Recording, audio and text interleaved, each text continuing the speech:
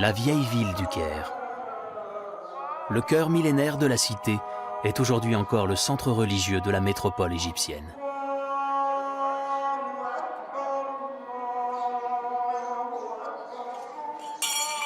Sur l'artère principale, Al-Muizli Dinala, un marchand ambulant vend de l'eau à la réglisse.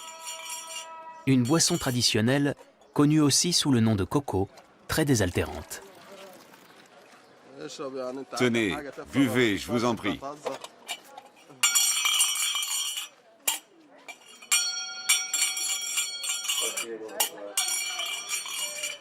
C'est ici, dans les quartiers de Gamaliya, El Mouski et Darb el Armar, que vibrait le cœur du Caire, jadis la plus importante ville marchande d'Orient.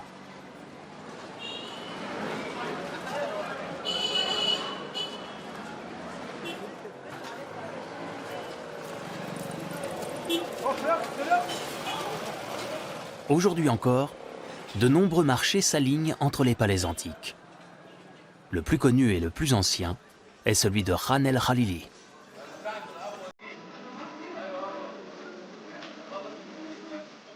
Un souk qui existe depuis près de 700 ans.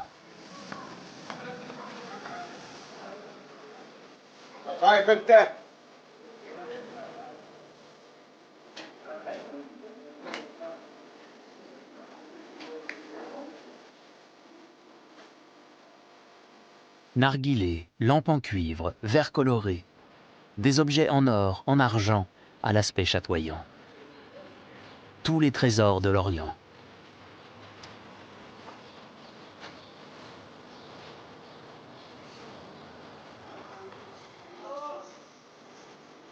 La plupart sont fabriqués ici, dans les nombreux ateliers du bazar. Car le Khan el-Khalili est un marché d'artisans. Quant aux clients, ce sont surtout des touristes. Regarde, c'est le genre de lampe dont je te parlais.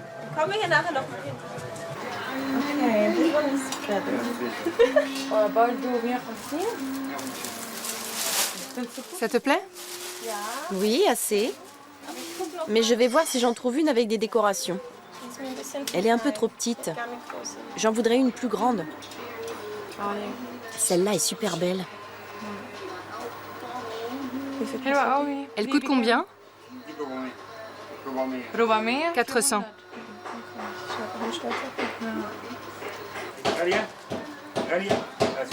C'est trop? C'est un peu cher, non? 350? À 350 livres, soit 40 €, le marché est conclu. Dans une rue adjacente, une fenêtre richement ornée attire le regard. C'est la boutique du dinandier Atef Erza.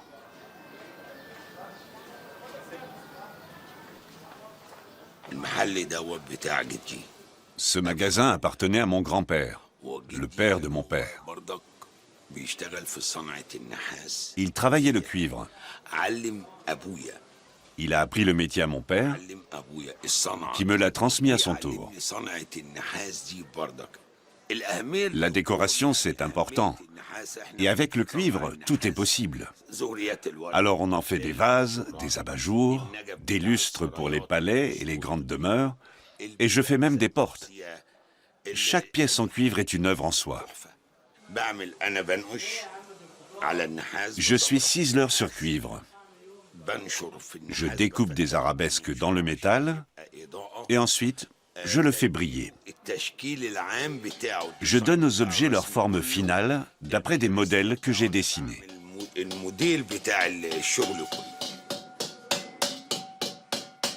Comme presque tous les artisans du marché, Atef a son atelier juste à côté du magasin. Aucune machine n'intervient dans la fabrication. Tout est fait à la main. Notre artisanat est l'un des meilleurs au monde. Le travail manuel permet à l'artisan de faire rayonner son âme. Mon âme est dans mes mains quand je travaille.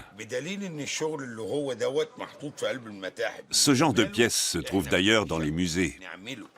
Leur beauté nous fascine. Cette table, par exemple, je l'ai vue dans ce livre, elle m'a plu, alors j'en ai réalisé une copie. Exactement à l'identique, entièrement à la main. Cette qualité, On ne peut l'obtenir que manuellement. C'est du travail égyptien. S'il y a un pays où on fait tout à la main, c'est bien l'Égypte. Les pyramides en sont la preuve. Elles ont été bâties à la main. Le Nil aussi, il a été canalisé par les hommes, un ouvrage fait main. L'Égypte est la mère du monde. Atef grimpe toujours plus haut dans ce labyrinthe que constituent les vieilles maisons du bazar. Il va rendre visite à ses collègues. Ici, chacun a sa spécialité. Le jeune Ahmed Taha incruste du fil d'argent dans du bois d'ébène.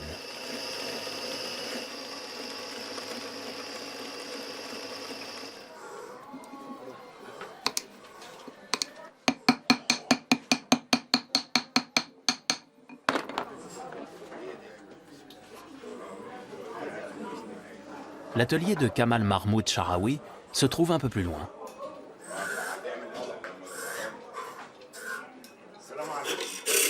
Kamal sculpte des bijoux et des chapelets en os de dromadaire.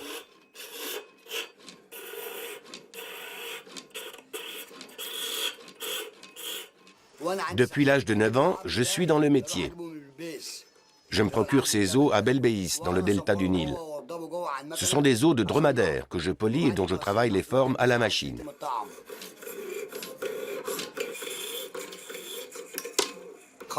Cette fraiseuse a dans les 70 ans. Le jour où mon père a vu que ce travail me plaisait, il m'a installé cette machine et m'a dit « Comme ça, tu auras ton matériel à toi. C'est en bois tout ça. Il n'y a que cette pièce-là et la barre qui soit en métal et le ciseau. Le reste, c'est du bois. L'arc aussi. Ce qui est le plus recherché, ce sont les chapelets solides qui ressemblent à de l'ivoire. L'ivoire est interdit, bien sûr. Ce sont des objets religieux. J'ai aussi un présentoir en bas. Évidemment, c'est cher, ce genre de matériau a un coût. Les os, je les fais venir à prix fort.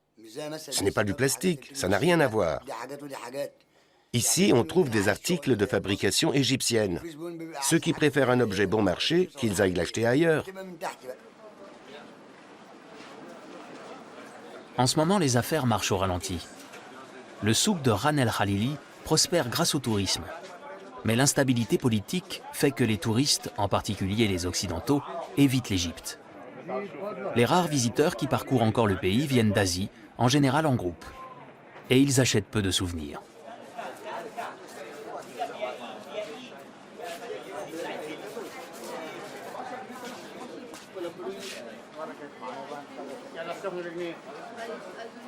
L'écrivain kérote Gamal El-Gitani connaît le bazar comme sa poche.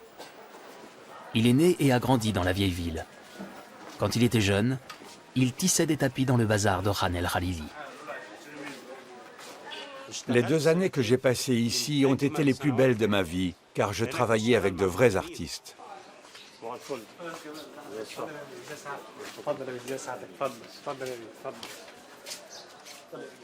Je suis arrivé en 1967, après la guerre des 6 jours. Ran El Khalili avait souffert, il n'y avait alors plus de touristes. La même chose que maintenant. Ça va les affaires, ça bouge un peu? C'était bien jusqu'au printemps. Depuis, c'est très calme. Avant, avec l'exportation, les gens arrivaient quand même à s'en sortir.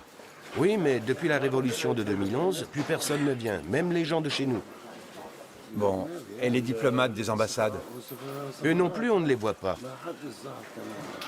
Je comprends. Dieu vous aide. Heureux de vous avoir vu.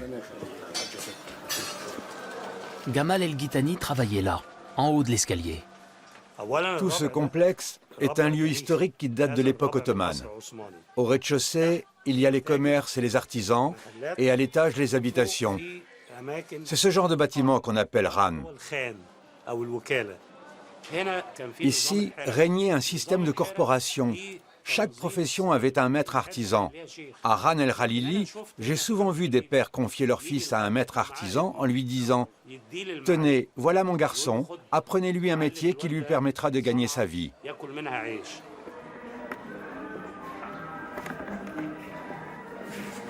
Il est où ta mère? Ta mère vient un peu plus tard aujourd'hui. Il sait qu'il peut compter sur moi.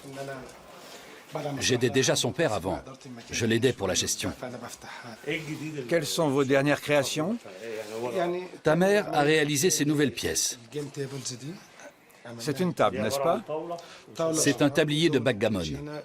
Et Abdallah Sissi, le fabricant de lampes? Abdallah, que Dieu ait son âme. Sa fille Zina n'a pas sa boutique ici, mais en ville. Et ça marche bien. Et Hassan Sissi? C'est mon oncle. Votre oncle? Tout à fait. La famille Sissi est spécialisée en marqueterie. Ayman Sissi préfère travailler les matières naturelles, même si le plastique est de plus en plus utilisé dans ce domaine. Je vais vous montrer la différence quand je travaille avec des matériaux naturels et avec du plastique. Voici de l'os de chameau. Je le coupe en tout petits morceaux que j'utilise pour certaines incrustations, quand la pièce doit être réalisée exactement à l'ancienne.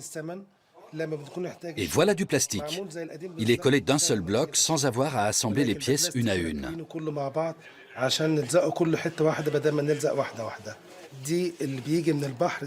Ça, c'est de la nacre, un coquillage.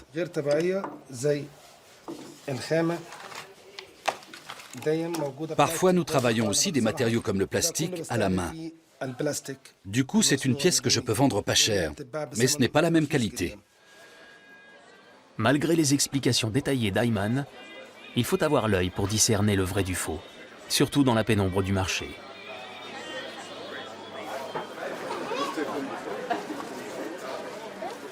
Pour ceux qui veulent faire une pause dans le bazar Ran El Khalili, une adresse s'impose, celle du légendaire café El Fishawi.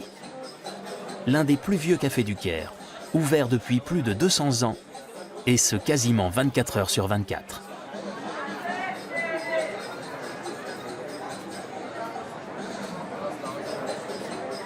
Gamal El Ghitani y a ses habitudes.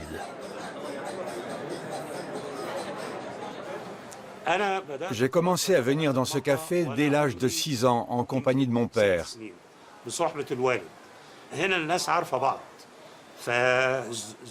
Tout le monde se connaissait ici. Les clients pouvaient être des marchands, des habitants du quartier, des intellectuels, un comédien qui, après sa représentation au théâtre, avait envie de prolonger la soirée, parce qu'au Caire, il n'y a qu'un seul endroit pour passer un bon moment, le café El Fishawi. On pouvait aussi venir y tenter sa chance. Un nouveau venu en ville en quête d'un gagne-pain pouvait rencontrer ici quelqu'un d'utile. Encore une chose, et pas des moindres. Jusque dans les années 70, aucune femme n'allait au café nulle part dans tout le pays, sauf au El Fishawi. C'était indécent une femme dans un café. Les cafés, c'était une affaire d'hommes. Le café El Fishawi était bien le seul café où la présence d'une femme ne choquait pas. Le client le plus célèbre était sans conteste l'écrivain kérote Naguib Mahfouz, lauréat du prix Nobel de littérature et décédé en 2006. Les cafés constituent l'univers de Naguib Mahfouz. On peut vraiment le dire. J'ai été son ami pendant plus de 50 ans. Je l'ai toujours rencontré dans des cafés.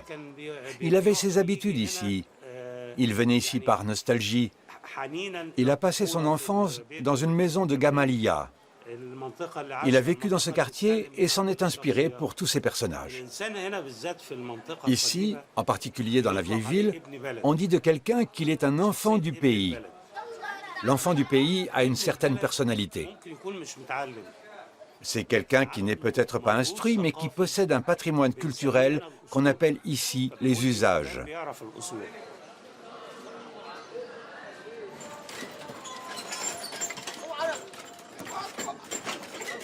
À Gamaliya, Darb El Ahmar et El Mouski, les vieux quartiers qui entourent le marché, les cafés sont moins légendaires. Les moyens de transport parfois archaïques, mais les rues très animées. C'est ici que les kérotes font leurs courses, car l'offre abondante de marchandises en tout genre ne s'arrête nullement aux portes du Ran El Khalili. En fait, toute la vieille ville est un énorme bazar.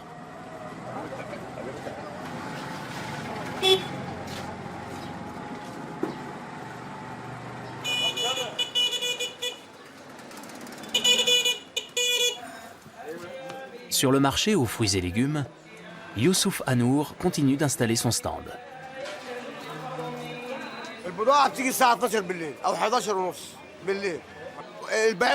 Les marchandises arrivent entre 23h et minuit.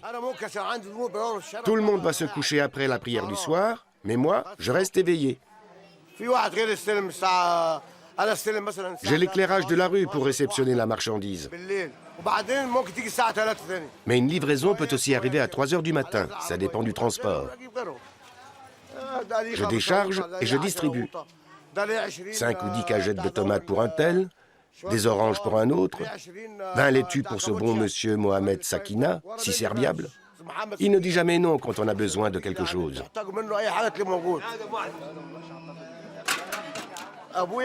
Mon père est né en 1904 et ce café appartenait à mon oncle Zakaria.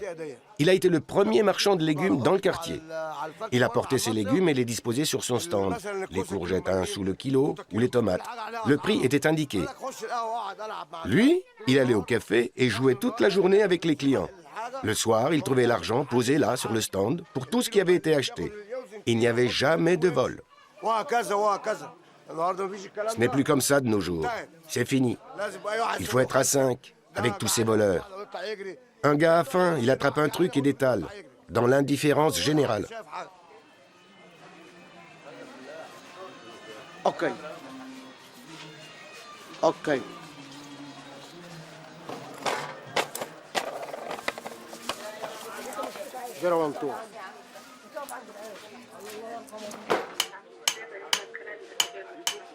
Quelques rues plus loin, les marteaux résonnent.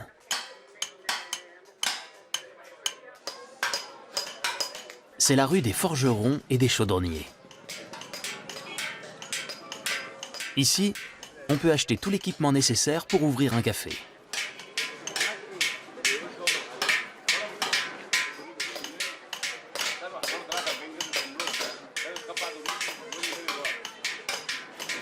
Non loin de là, on fabrique et vend des pipes à eau, les fameux narguilés ou chicha.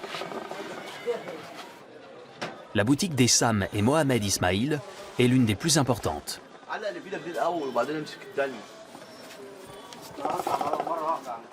Accroche celui que tu as dans la main. Regarde ce qui manque et complète les rangées.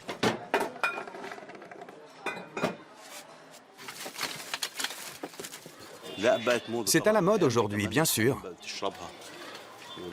Les femmes s'y sont mises et les jeunes aussi. Même à l'étranger, dans les pays européens, on achète des chichas. Les temps sont durs parce qu'il n'y a plus de touristes. Je vis du tourisme et je ne suis pas cafetier ni restaurateur. Je suis vraiment dépendant des touristes à qui je vends des chichas. C'est mon métier.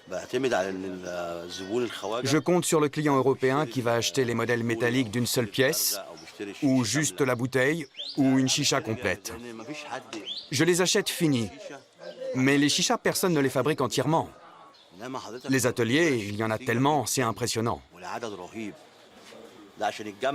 Les pièces sont fabriquées dans 5 ou 6 endroits différents.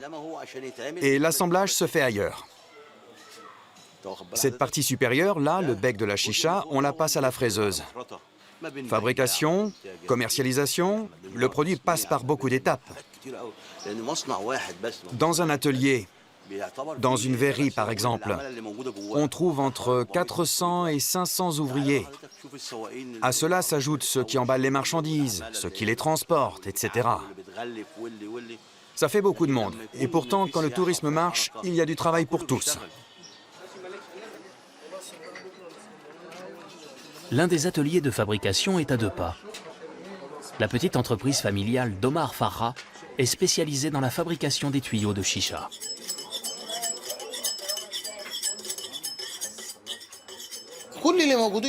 Tous ceux qui m'entourent sont mes frères, mes neveux, mes amis. Nous sommes tous proches. Alors on veille les uns sur les autres. Il faut que ceux avec qui tu travailles t'apprécient et te soient fidèles. Le cuir nous arrive tout blanc comme ça. On le découpe en lanières et on le travaille par petits bouts. Une chicha fonctionne bien si le tuyau est parfait. S'il n'est pas bon, s'il y a une fuite ou si ça ne tire pas, alors la chicha est à jeter. Tout doit être impeccable dans une chicha. Aucun ordinateur ni aucune machine ne peuvent intervenir dans la fabrication du tuyau. Même les Chinois ne s'y risquent pas, eux qui se sont mis à tout. La bombe atomique, d'accord, ils peuvent le faire. Mais l'artisanat, le produit égyptien, ça, non. Ils n'y arriveront pas. Les rues médiévales de Gamaliya sont le lieu de travail d'Ashraf Farmi.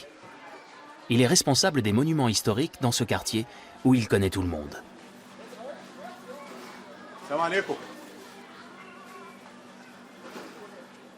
C'est un joli quartier populaire ici, plein de simplicité et de gentillesse. Les personnes âgées ont droit à des égards et les petits à de la bienveillance. Malheureusement, le niveau d'études des gens du quartier n'est pas très élevé. Les gens ne connaissent pas la valeur de leur patrimoine. Le secteur compte pourtant un très grand nombre de monuments historiques. 107 sont répertoriés dans le quartier. Quels rois et sultans ont vécu dans la cité? Quel est le palais du prince Beshtak? Et qui est ce Beshtak? Ce sont des choses que les gens ne savent pas, alors qu'ils vivent au beau milieu de ces vestiges du passé.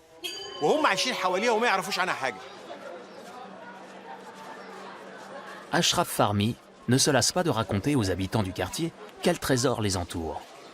Comme le palais de Beit as-Soueimi, un palais de marchands du XVIIe siècle entièrement restauré.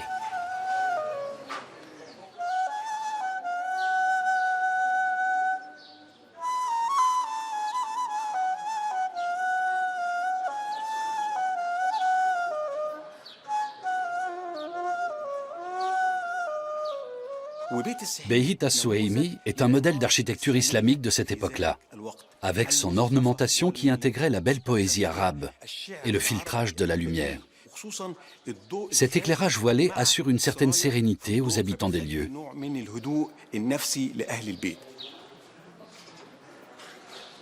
Le vert coloré contribue également à l'ambiance harmonieuse du lieu.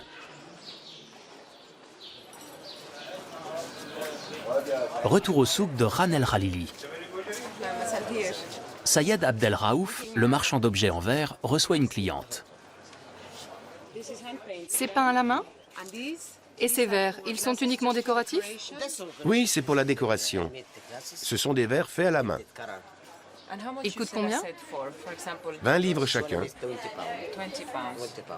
Tout est fabriqué ici. Yeah.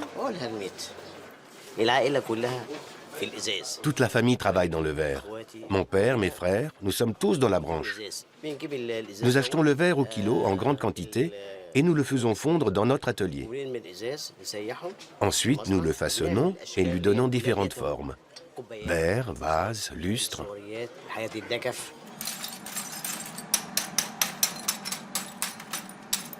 À cause de la pollution qu'ils engendrent, les ateliers de soufflage ont été contraints de quitter le bazar pour s'installer en périphérie de la ville. Ici, il n'y a plus que 3 ateliers. Seuls 6 artisans y travaillent. C'est un problème. S'il arrive quelque chose à ces 6 gars, il n'y aura plus personne pour faire le boulot. On n'apprend plus le métier. Un jour viendra où on ne trouvera plus un seul artisan. Prenez le cuivre. Avant, on travaillait bel et bien le cuivre manuellement. Mais aujourd'hui, la tradition est en train de se perdre.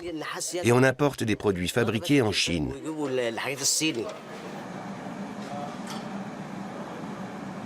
Du verre mouski. C'est ainsi qu'on appelle ces verres colorés, encore fabriqués à la sueur et au souffle d'une poignée d'hommes.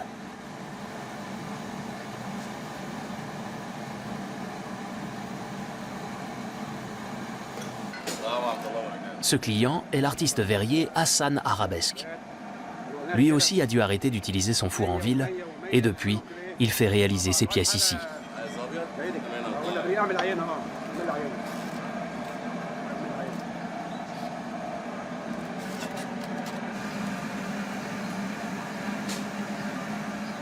Hassan Arabesque vit en périphérie de la vieille ville.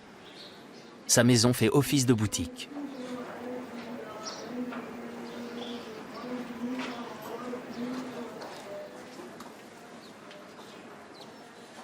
Avec sa femme, il a aménagé avec grand soin la présentation de ses pièces.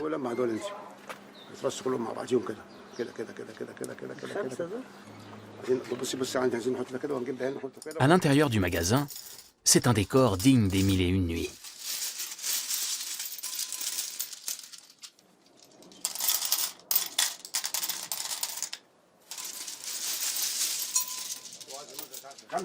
Le fils et le petit-fils d'Hassan passent parfois donner un coup de main.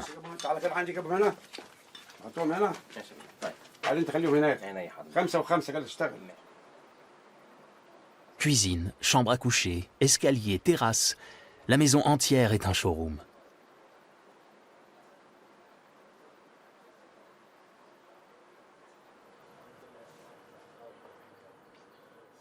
Le souffle de l'homme est créateur. Je prends ma respiration et je souffle. C'est mon métier. Il est source d'art, de créativité, de bien-être. À combien peut-on évaluer ce travail? Eh bien, si ce n'est qu'une question d'argent, alors au diable. Nous, on préfère que les gens soient sensibles à notre art. Le client qui entre chez moi aura droit à toute mon attention, jusqu'à son départ.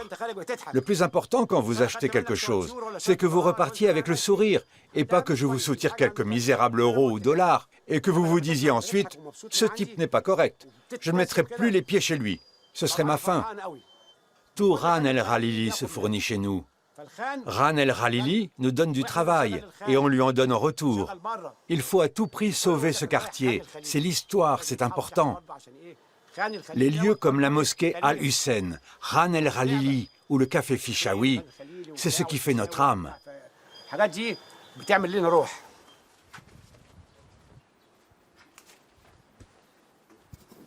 La maison d'Hassan jouxte la ville des morts, le vieux cimetière.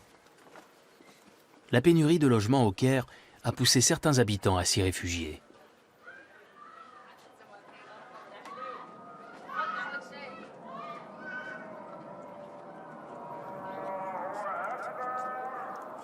Même si aucune tombe n'a été ajoutée depuis longtemps, Hassan a déjà préparé la sienne. J'ai fait inscrire mon nom dessus pour l'éternité. Hassan Arabesque est mort, mais Hassan Arabesque vit toujours. Il ne mourra jamais, il est dans l'histoire.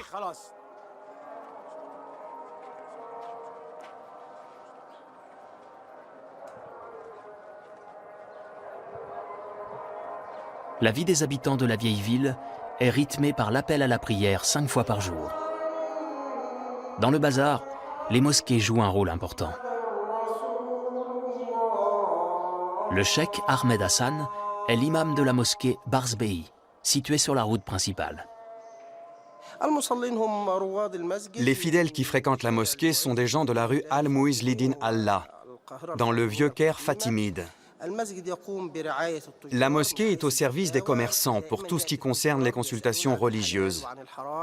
Ils viennent avec des questions sur ce qui est permis ou pas, sur les transactions autorisées ou non dans l'islam, les poids et mesures, par exemple, pour ne pas tricher dans les affaires. Toutes ces interrogations, la mosquée s'en charge.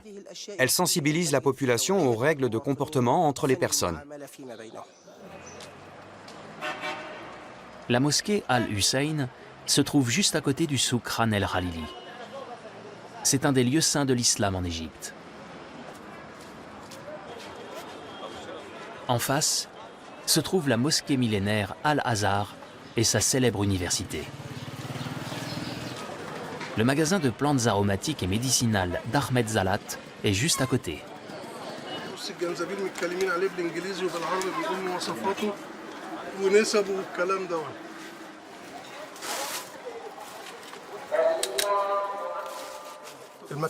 Cet endroit est empreint de spiritualité.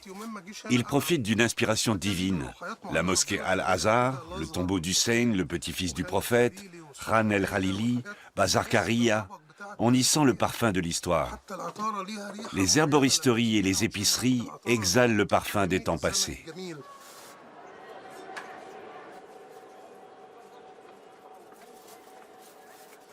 Les herbes chez nous, c'est aussi vieux que le monde. En Égypte, on dit « Si les herbes ne vous font pas de bien, Elles ne vous font pas de mal non plus. Je compose avec environ 36 000 plantes. Je dois connaître les propriétés de chacune. Le traitement par les plantes dépend de la confiance que la personne a dans les plantes. Celui qui est convaincu que les plantes vont le guérir se remettra d'aplomb, même si je ne lui donne pas grand-chose. Le fait d'y croire fait 70% des chances de guérison.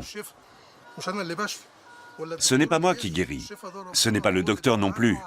C'est Dieu qui accorde la guérison par mon entremise ou celle du médecin.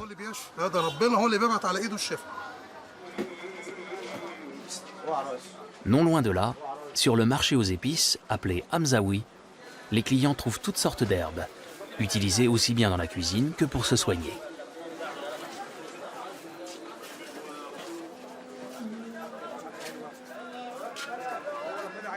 Hassan Arabesque et sa femme font régulièrement leurs courses ici. « Dieu veut que tu vives bien », dit Hassan à sa femme.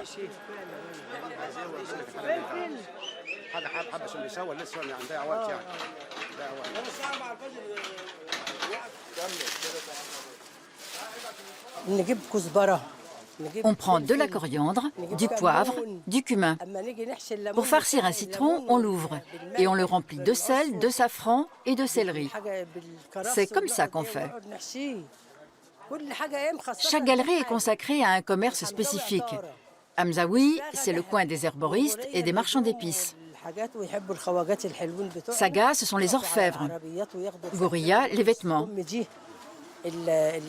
Les touristes apprécient beaucoup nos produits et en achètent.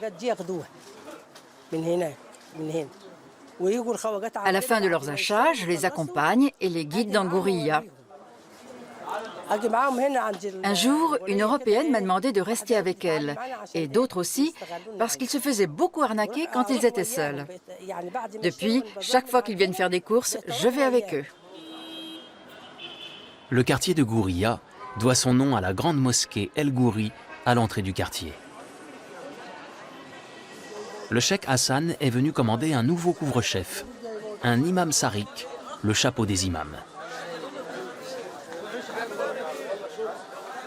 Dans l'atelier d'Ahmed Mohamed, les tarbouches sont faits sur mesure.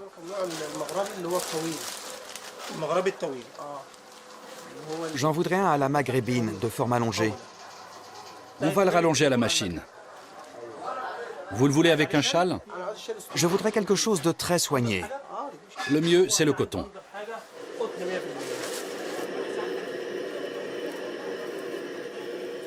Chez Ahmed Mohamed, le client peut assister à la confection de son chapeau et demander des retouches au moment de l'essayage.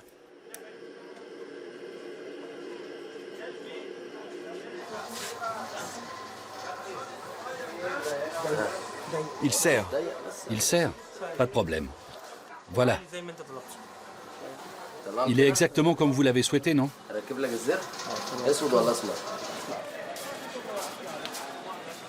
À l'autre bout du quartier de Gourilla se trouve une longue galerie couverte. C'est le Rayamiya, le marché des fabricants de tentes. Jadis, les toiles pour les caravanes de dromadaires étaient fabriquées ici.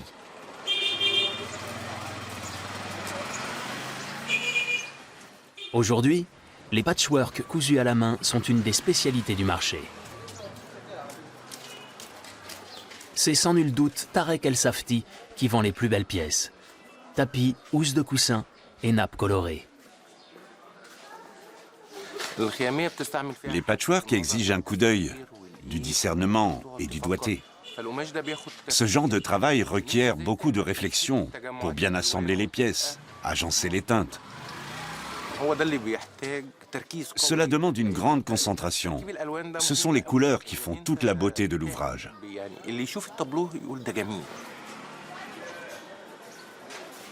C'est ici qu'était confectionnée la tenture de la Kaaba autrefois. Elle était transportée à dos de dromadaire jusqu'en Arabie Saoudite. Cet artisanat subsiste probablement parce que la couture existe depuis la nuit des temps. En revanche, j'ai constaté que le patchwork ne remonte pas plus loin que l'époque fatimide.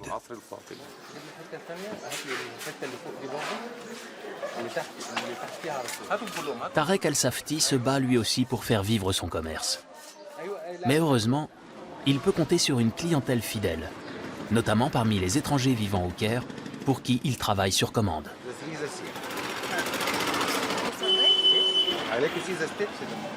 Ce n'est pas le cas de nombre de ses collègues qui attendent en vain les touristes.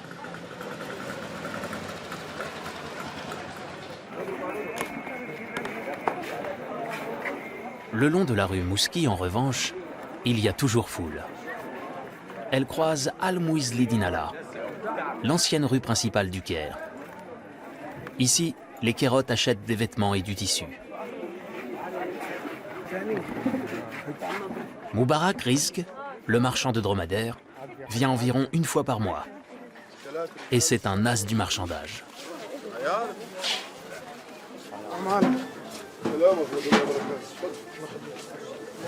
Je voudrais un cachemire indien. Regardez ça. Attendez, je vous montre d'autres coloris. C'est du vrai cachemire d'Inde. 100 livres. Non, passer de 180 à 100, c'est impossible. Je peux baisser de 10 livres. Allez, je vous le laisse à 170. Je fais vraiment un effort. 120. Non, impossible. D'accord, si c'est comme ça, je vous cherche de l'égyptien et je vous le fais à 40 livres. 120. Je vous le laisse pour 160. 120.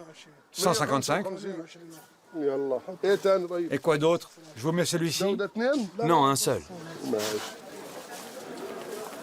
Sur le chemin du retour, Moubarak achète un petit cadeau pour son fils.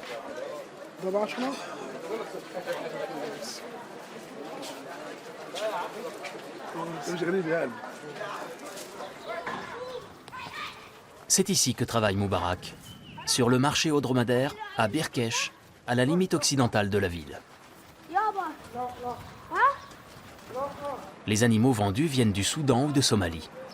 La plupart sont destinés à la boucherie.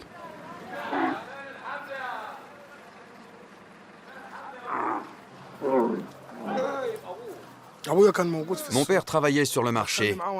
Il m'y emmenait quand j'étais petit. J'ai toujours aimé ce métier et maintenant je l'exerce à mon tour. Je suis courtier. Je m'installe à l'extérieur et quand un client a besoin d'un ou deux jeunes dromadaires, un boucher ou quelqu'un qui veut des bêtes pour les faire travailler ou les engraisser, je les lui cherche. Je l'accompagne et les lui trouve.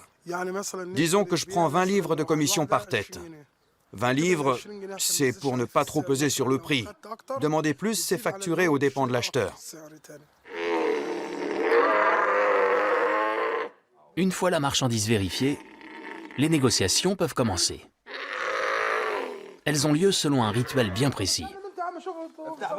Prix estimé pour ce dromadaire entre 5 et 6 000 livres, soit 7 à 800 €.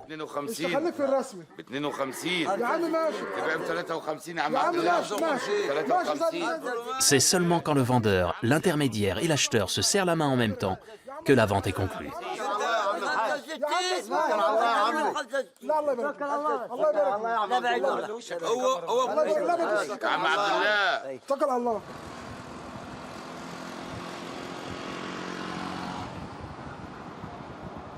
Il faut passer le long des pyramides et traverser un pont sur le Nil pour rejoindre le quartier du marché.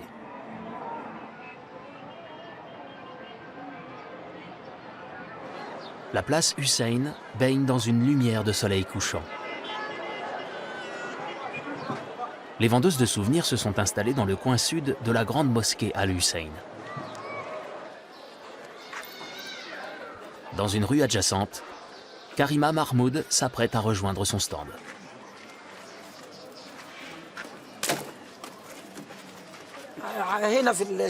J'habite là-bas, dans la rue derrière nous.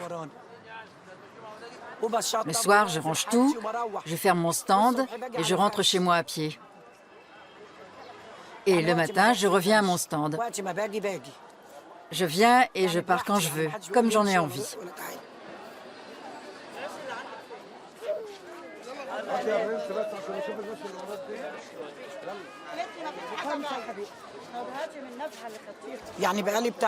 Ça fait 45 ans que je vends des souvenirs.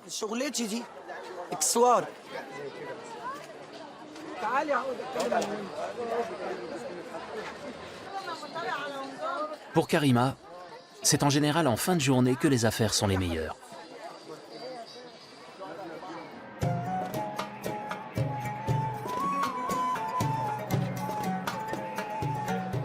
Une fois la nuit tombée, la ville s'éveille. Le marché et les vieux quartiers alentours s'animent comme rarement en journée.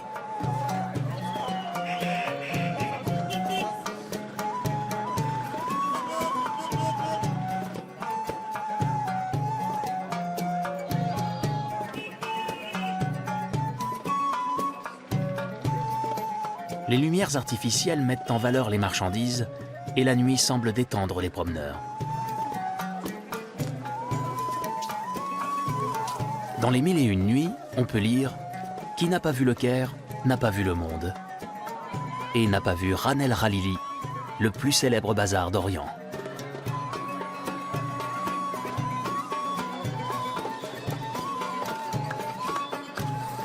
Là-bas, au pied de la grande mosquée, Karima va vendre ses souvenirs une bonne partie de la nuit.